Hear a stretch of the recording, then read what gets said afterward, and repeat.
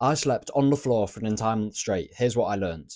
I can already kind of guess what you're thinking. Sleeping on the floor, why would somebody do that to themselves? Or that's so weird, you must have gone crazy, Daniel. I've not gone crazy, let me explain why I did this. So I saw quite a few other YouTubers trying this out, and my first impression was the same as that. I thought it was really silly, and I just didn't think it was going to be anything good. But that was before I actually gave it a shot. So night one, I got ready with a blanket and laid it down on the ground next to my bed. Then I went to sleep with zero problems. I didn't really notice a difference. And you know when you're drifting in and out of sleep and you're sort of conscious by some extent? I genuinely thought at times I was actually in my bed. It didn't feel that much difference at all. Then when I woke up in the morning after, my chest was hurting a little bit, but that's only because I'm a belly sleeper. So my chest was right up against the floor for the entire night, so you can imagine this would make it hurt a bit. Honestly, I thought this was no big deal. I thought I'd just get used to it. So I was tracking my sleep for these 30 days using a Fitbit. I'd been using this for about half a year before this, so I had plenty of sleep scores to go off and average on. And basically my average sleep score was 80%. And after just one night of sleeping on the floor, my sleep score went already to 90%. It could be a random fluke, but even before I checked my sleep score, I felt great. So beds are comfy and soft, they feel great, and they're really easy to sleep in. But what if I told you that sleeping on the floor is better because it's actually the complete opposite of that? But having constant pressure on your body acts like a massage. I'm currently studying sports science at college, and we did a section on sports massage, and basically there was a technique on there called the pressure point technique, where you basically drive your thumb into someone's body on an area of tightness, and this would ultimately cause that area to relax. And sleeping on the floor is pretty much like that for the whole entire night, so you can imagine that it's really good.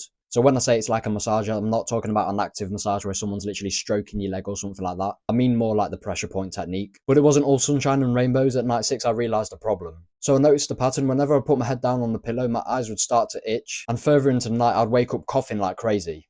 Dust. The floor carries a lot of the stuff, especially if you have a carpet. So to work around this, I hoovered my carpet every other night, and I also added another carpet to the ground to add a little extra barrier. This was only a temporary problem, and it went away as I carried on into night 7. So every week mark, I would tally up all of my sleep scores from that week and work out the average to remove any chance of anomalies like the 90% score at the start of the series. The first week's average sleep score was 82%. This is a 2% increase from what it was before. So you might be thinking right now, this is actually just a small improvement. But when you take into account the fact that I'm actually in a new sleep environment and it takes time to get used to that, it's actually quite a big improvement because it usually takes more than a couple of weeks to get used to a new sleep environment. So overall, this was a pretty good score and I was happy about it. I was actually expecting it to be lower than 80% because I didn't have good impressions going into it, and also I didn't expect to be used to the environment. So I did this challenge during the summer, and anyone who also lives in the UK understands how hot it gets at night. Our houses are designed to trap heat with loads of insulation and stuff like that. So it's not uncommon to hear someone complaining about how they can barely sleep and it's really sweaty at night and it's horrible. But when I started sleeping on the floor, I realised that this problem went away. I wasn't too hot because I was closer to the ground and hot air rises, so I was avoiding that hot layer.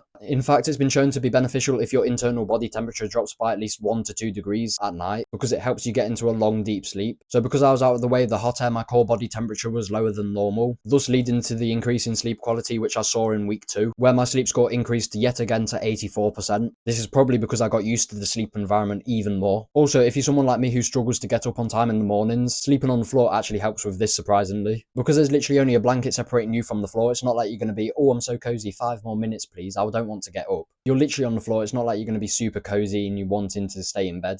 I just found it was really easy to get up in the mornings. So obviously this might not be all that good if you're someone who's older. I can't speak from experience, but I can imagine sleeping on the floor would hurt a lot and it would cause your bones to become creaky or whatever. Primarily because the floor is less giving. Nevertheless, other people who have tried this challenge also report that they become taller from this. I also got a little bit taller, but it was nothing really to write home about. But if you have particularly bad posture, I'll recommend you try this because the floor is more strict and more straight. It encourages your spine to become straighter. Obviously, you don't want a perfectly straight spine because that causes problems. You need the lumbar and cervical curve. But by doing this, it should help your spine become near enough straight, which will be healthier. So sleeping on the floor comes with loads of benefits. I've probably missed a few, but the most important ones are the massage effect. Then there's the cooler temperature. You're missing out on the hot air because you're closer to the ground. Also, like I just said, better posture, and it's easier to wake up. This is something that's really important to me because I love waking up early and being a morning person, really. And also one last one, I did say I'd forget something, and here's one that I forgot. Because there's literally a floor everywhere, you can basically customize wherever you sleep. So you can customize the size of your bed. You can make it double, single, whatever you want. And if you're someone who's taller than the bed like me, I have to sort of like banana myself to make myself fit in the bed, and it ruins my posture a bit. When you're sleeping on the floor, you can choose the length of your bed pretty much, so you don't have to be restricted in any way. So I recorded my day-to-day experience using YouTube Shorts. You can check it out on the playlist option on my YouTube. So you can hear me talk about it in more detail, basically explaining my day-to-day experience and what I was feeling at the moment. I don't actually think sleeping on the floor is good for everyone, particularly if you're old. But because everyone's biology is different, it might be good for you and bad for someone else. You've watched all the way now, you may as well give it a go.